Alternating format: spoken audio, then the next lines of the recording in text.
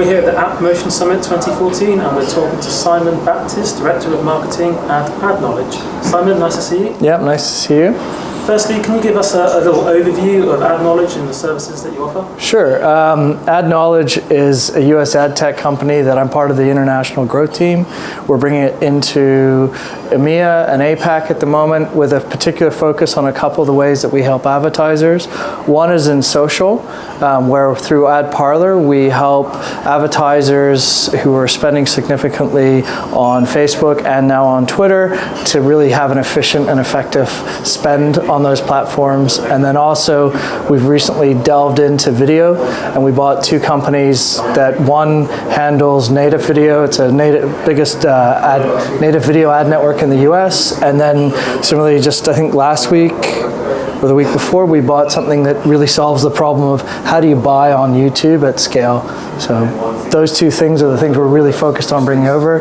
But yet today here at App Promotion Summit, we've been really focusing on Ad Parlor because we've worked a lot with mobile app developers over the last couple of years. I think last count, we've driven approximately 10 million plus installs.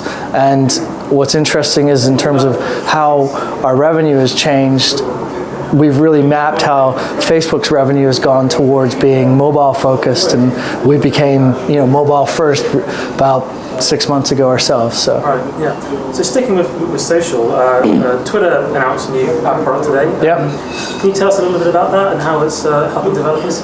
Yeah, so it's mobile app promotion, which inherently is a bundling of a number of different things that really allows developers to take advantage of the Twitter audience, but in a way that drives installs. And that's something we've been working with Twitter on for I guess the last 6 months as a beta partner, and so it's really great to see it come out into the public domain because I think it's something that in terms of really capturing what benefits social can bring to app developers, Facebook's great and Facebook's really powerful, but also we're seeing similar things from Twitter as we did with Facebook.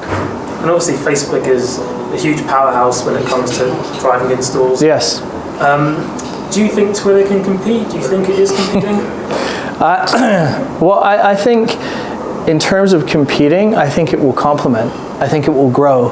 I think social as a line item will grow against some of the other mobile sort of distribution channels. So I think I wouldn't necessarily say that they'll compete. I think they'll complement.